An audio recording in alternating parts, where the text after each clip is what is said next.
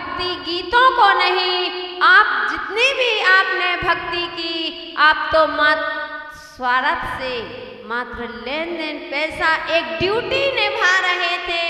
आपने ड्यूटी पूरी करके वो आप चले जाते हो, लेकिन सच्चा भक्त वह था, वह कह रहा था कि भगवान मैं आपको बिल्कुल साफ कर दूंगा, मैं आपके बिच्छू बीन दूंगा, हमेशा आपको साफ सुथरा रखूंगा, इसलिए भगवान मुझे अपना भक्त बना। बंधु, ये भक्त की कहने का तात्पर्य, भक्त की परिभाषा होती।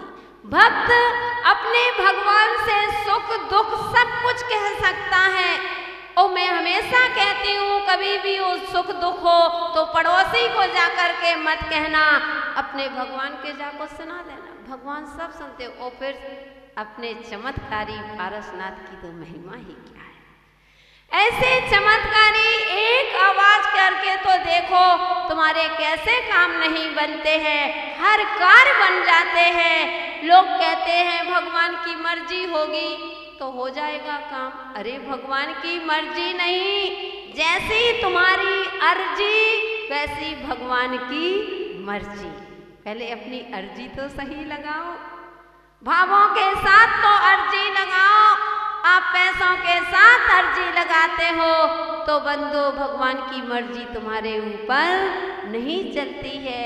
इसलिए बंधु भक्त है, भक्त किसी भी प्रकार से भगवान की आराधना कर सकता है। तो ये मत सोचना कि हमसे अच्छे अच्छे भजन नहीं बनते हैं। शकुंतला जी से बहुत अच्छे भजन बनते हैं, वो भगवान के सामने आके बोल देती होंगी। नहीं बंधु, उनकी भक्ति ने आपसे कुछ नहीं बनता। भावों के साथ भगवान के पास जाओ, ओ भगवान से प्रार्थना करो, एक बार प्रार्थना करके देखो और सच्ची प्रार्थना करना। और बस भगवान से कुछ मत मांगना। अगर संसार से पार होना है तो बस यही कहना कि हे भगवान, बस आपके जे 2 चरण मिल गए तो मुझे सब कुछ मिल गया। तुमसे भगवान कुछ नहीं चाहूं, जन्म जन्म तेरे दर्शन पाऊं। तुमसे भगवान कुछ नहीं चाहूं, जन्म जन्म तेरे दर्शन पाऊं।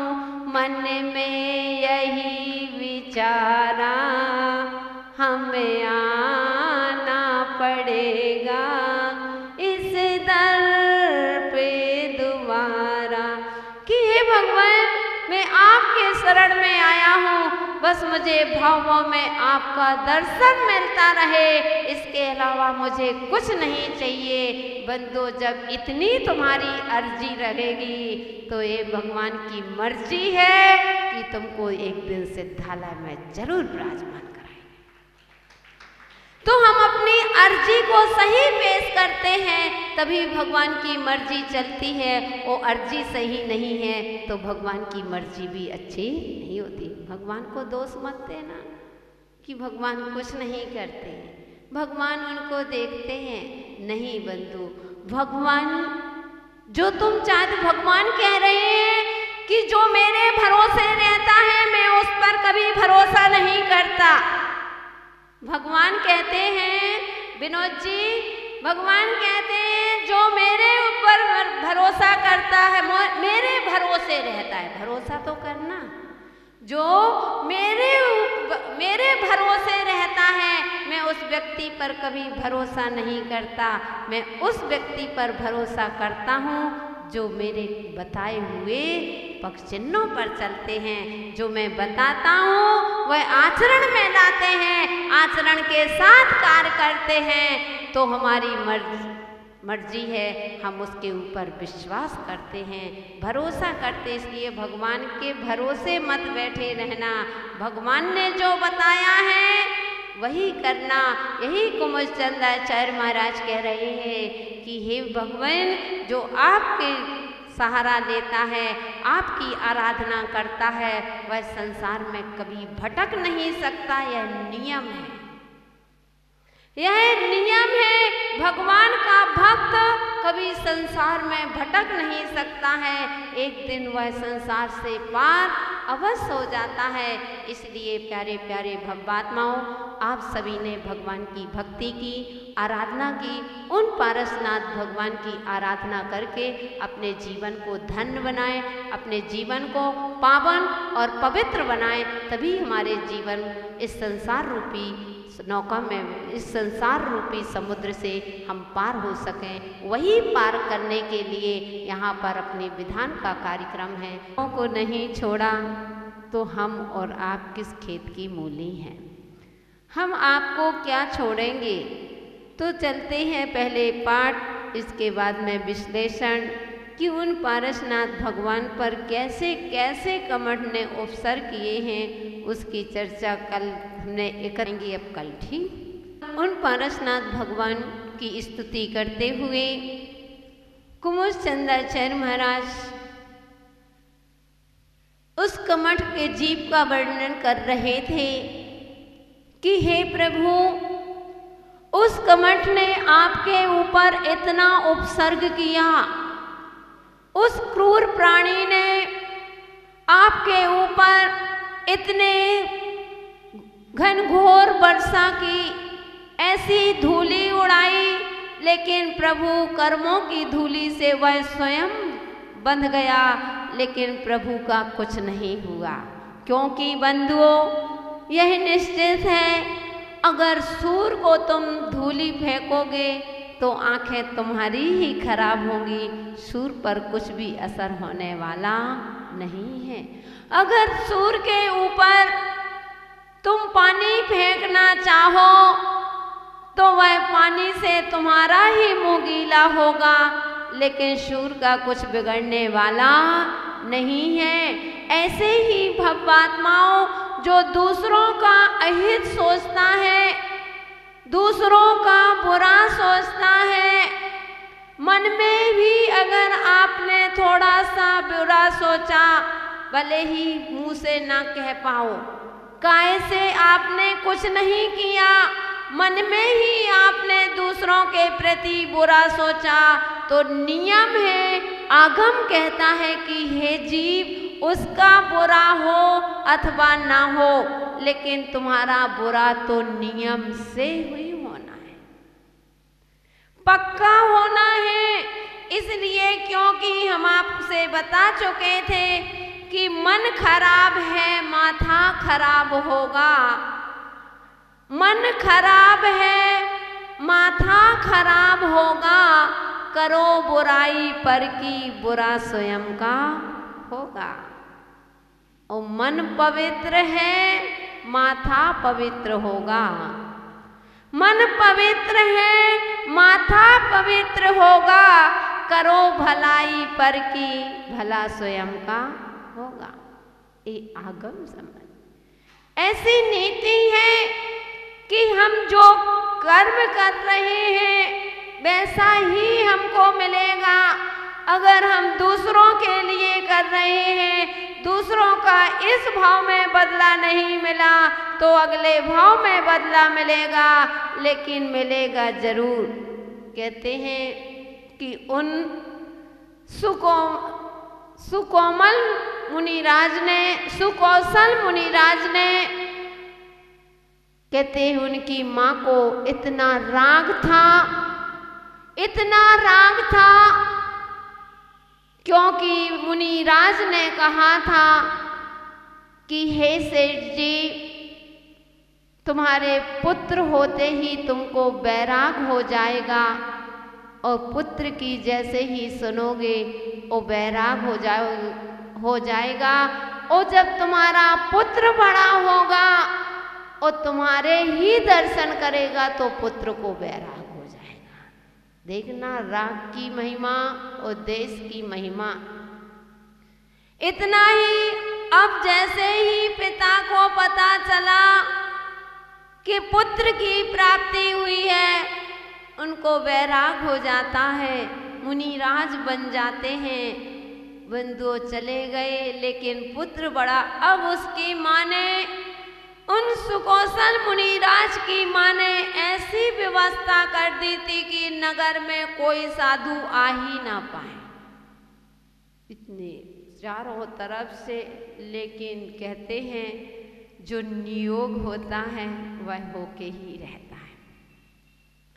जैसा नियोग लिखा होता है वैसा निमित्त भी बन जाते हैं।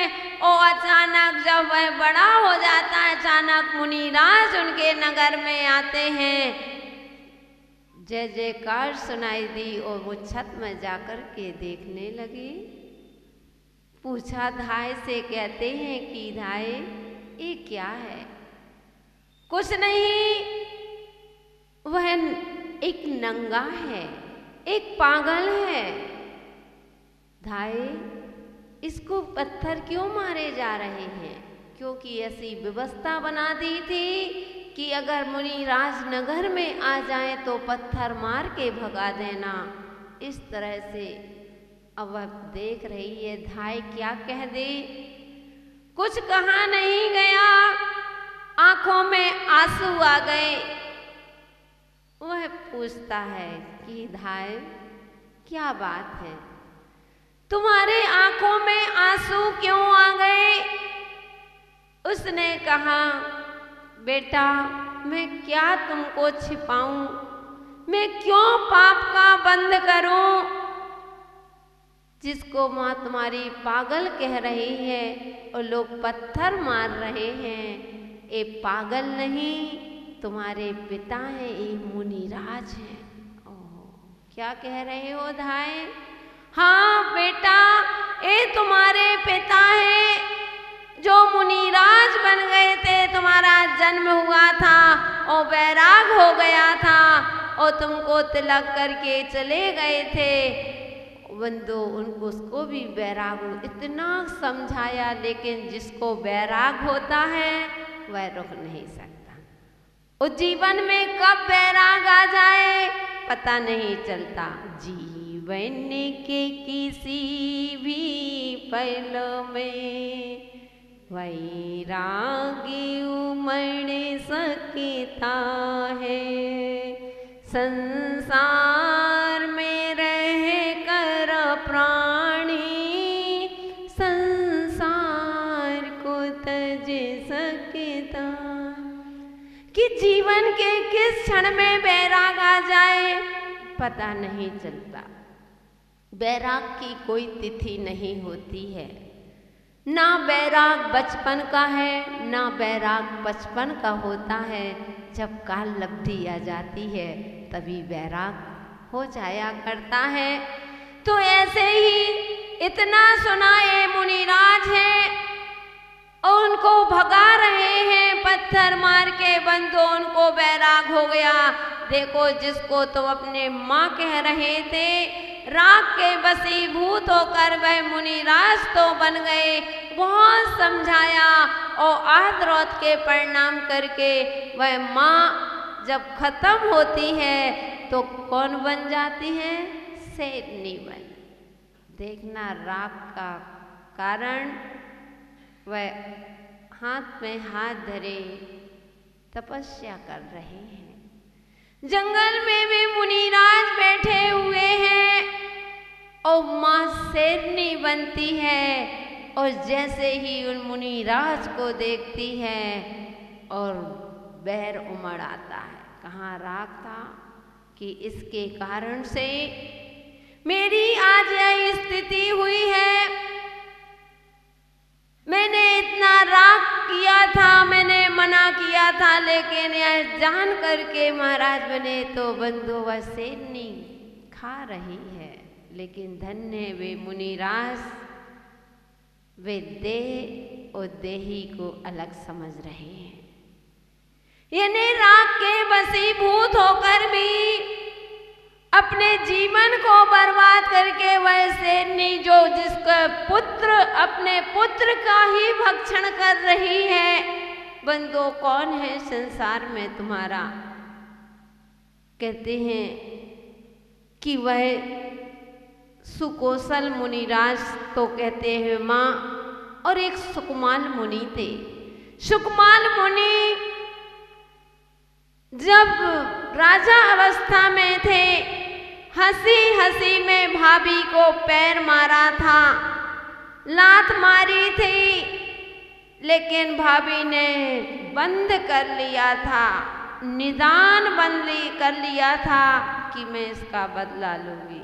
बंधु, पद चला गया, पर्याय चली गई, और वो मुनिराज ध्यान कर रहे थे, और जिसको पद मारा था वह निदान बन के कौन होती है? श्यालिनी होती है। और श्यालिनी उन मुनिराज के पैर का भक्षण कर रही। यानी जिस पैर से तुमने पैर मारा था, पद में आकर के, अहंकार में आकर के, और तुमने पद मारा था, पद चला गया, पर्याय चली गई, लेकिन कसाई नहीं गई। वही पद, वही पैर तुम्हारा खाया जा रहा है अपने। इसलिए बंधुओं, ना हमारा किसी से राग और ना हमारा किसी से देश। जो करेगा वह भरेगा, अच्छा करेगा अच्छा फल मिलेगा, और बुरा करेगा तो बुरा फल मिलेगा। हम दूसरों के बारे में बुरा क्यों सोचें? क्यों हम अपना समय बर्बाद करें? क्योंकि बंधुओं, हम आपसे कह चुके हैं कि दुनिया में इतना कोई अमीर व्यक्ति नहीं है, इतना कोई धनवान व्यक्ति नहीं है जो बीते हुए समय को खरीद सके, और दुनिया में कोई इतना गरीब भी नहीं है कि आने वाले समय को संभाल ना सके। इसलिए जो समय निकल रहा है, राग द्वेष की परिणति में आकर के हम अपना समय बर्बाद कर देते हैं। कभी अपने बारे में नहीं सोचा कि जरा सा को विचार करने से, थोड़ा सा परिणाम खराब करने से कितना बड़ी सजा मिलती है। बंधुओं, क्या हम उदाहरण शास्त्रों में ऐसे ही पढ़ लेते हैं क्या? ऐसे पढ़ करके छोड़ दिया। कर्मों का बंध किसी को नहीं छोड़ता है। सीता के मन में इतना ही तो विचार आया था, उन मुनिराज को देख करके ये पति पत्नी जैसे लग रहे हैं। एक आरिका और मुनिराज को देखा था,